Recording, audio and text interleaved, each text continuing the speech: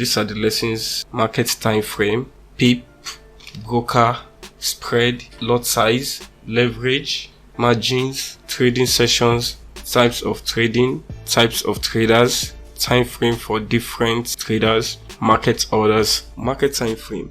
Market time frame can range from 1 minute to 1 month. Market time frame is a time period in which a candlestick opens and price tends to move up or down within the time period. Once the time elapses, the candlestick closes and a new candle is formed. You can see here we have 1 minute, which is represented by a symbol of M1. We have 5 minutes M5, 15 minutes M15, 30 minutes M30, 1 hour H1, 4 hours H4, 1 day 1D, 1 week W, 1 month MN. We represent each time frame with this symbol. So on your phone, you can go ahead and download MT4 or MT5 on your phone. You will see all this time frame on your chart. Time frame helps to observe trends and also to know the opening and closing time of the market and its price movements. PIP, point in percentage. The full meaning of PIP is point in percentage. So PIP means point in percentage. PIP is the distance of the price move of the market price, and it is used to measure the movement of the market. PIP is the fourth unit number after the decimal point, which is the smallest unit of an exchange value. So looking at this, we have Euro USD, and Euro USD price as at now is 1.1051. So the fourth number after this decimal point, this is 1, 2, 3, 4. So this fourth number after this decimal point is called PIP. Or you can say the fifth number is called PIP. It's either you say the fifth number is called PIP, or you say the fourth number after the decimal is called PIP. You can see Euro USD 1.1645. The fourth number after this decimal point, 1, 2, 3, 4 is called PIP, or the fifth number is called PIP. USD JPY. This is different from Euro USD, so I do prefer to say the PIP is the fifth number. 1, 2, 3, 4, 5 is the fifth number. In the above picture, 1 is the PIP because it's the fourth unit number after the decimal point and it represents 1 PIP. So broker. A broker are the middlemen between the forex market and the traders. Traders comprises of the buyers of a particular currency and sellers of another currency. Brokers made the trading platform available for traders, which are the buyers and sellers of currencies in the forex market. Looking at this picture, you can see we have a buyer, which is this man holding his bag of money. Then we have a broker, which is like an agent. Then we have a seller, which is this woman. What is this woman selling? The woman wants to sell a yacht. Why the buyer wants to buy this? So this broker is the agent. This lady is the middle person between this buyer and the seller. This is what they want to transact.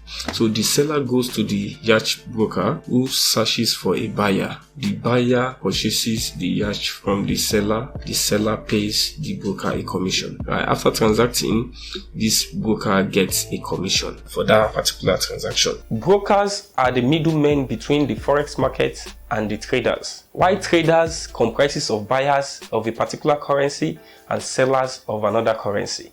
Brokers made the trading platform available for buyers and sellers of currencies in the forex market. Spread is known as a difference between the bid and the ask price, which constitutes income of a brokerage company in most cases. It can also be defined as the difference between the sell quotes and the buy quotes in pips. Spread can be represented as spread is equal to ask minus bid. For example, 5 minus 4 will give you 1. 1 is the spread that is charged by the broker. The smaller the spread, the more liquid the currency. The spread is between this red line and this blue line. Right, this is the spread. This minus this will give you the spread. So 1.0614 minus 1.0615 will give you 1. Bid and ask. The bid, ask and spread, all forex quotes are quoted with 2 prices, the bid and ask. In general, the bid is lower than the ask price. Bid and ask. The bid is the price at which your broker is willing to buy the base currency in exchange for the quote currency. This means the bid is the best available price at which you, the trader, can sell to the market, while the ask is the price at which your broker will sell the base currency in exchange for the quote currency. This means the ask price is the best available price at which you can buy from the market. Lot size. A lot size is the standard transaction size in the forex market that equals 100,000 units of the base currency. So looking at this, we have lot size, we have units, we have volume, and we have pip. So the standard lot size is 100,000. The mini lot size is 10,000. Micro lot size is 1,000. Then nano lot size is 100. In Forex, you cannot just decide to buy or sell one euro. They normally come in lots. Standard lot is 100,000 units. Mini lot is 10,000 units. Micro lot is 1,000 units. And nano lot is 100 units. So the volume is 1. The volume of this mini lot size is 0.10. The volume of this micro lot size is 0.01. The nano is 0.001. So, and this is how much you make per pip of all this lot size. So you can see in this picture, we have a deposit of $3,000, then we have a profit of $253. But looking at this Euro USD, we have a sale of 10 lot size, which gives us $230. Then we use one lot size here, which is a standard lot size. This one gives us 22. Then we use a mini lot size here, which is 0.1. This one gives us $1.1. Then we use micro lot size here, which gives us 0.05. So looking at this lot size and this profits, you will notice that this particular lot size is smaller than this. Then this one also is smaller than this. And this one also is smaller than this. So this particular lot size, if you multiply it times 10, we give you this. If you multiply this one times 10, we give you this. If you multiply this times 10, we give you this. Then you can see the difference between the lot size and this. The profit here is smaller than this, right? While the profit here is bigger than this, right? So if you look into it, you will know the bigger your lot size, the more money you make. The smaller your lot size, the less money you make. So your lot size is used to determine your profit and your loss in the market. Leverage. When you use leverage more than 1:1 in the forex market, you are automatically leveraging on your broker's money in lot size. While using leverage, the profit potential is limitless, but loss will never exceed the original capital. It is advisable not to use more than leverage 1:500. Leverage 1:1 means you invest 1,000 and trade with $1,000 in lot size. Leverage 1:10 means you invest 1,000 and you trade with $10,000 in lot size. Note, you will only be allowed to use a bigger lot size for a small account balance when you use leverage more than 1:1. Margin. A forex margin is often represented as a percentage of the full amount of the chosen position. For instance, most forex margin requirements are estimated to be around 2%, 1%, 0.5%, 0.25% based on the margin required by your forex broker. You can calculate the maximum leverage you can use in your account. For example, 100:1 leverage, also known as a 1% margin requirement, means $1,000 of margin is required to open a position size worth $100,000 account. Margin trading makes forex attractive both for big investors and individuals. Trading session. Trading often focuses on one of the 3 trading periods rather than attempts to trade the market 24 hours per day. This is known as the Forex session system. Those sessions consist of Asian, European, North American session, which are also called Tokyo, London, New York. So you can see in this picture, we have London session. So between 7 to 15 is the London session. Then we have the New York session. Between 12 to 20 is the New York session.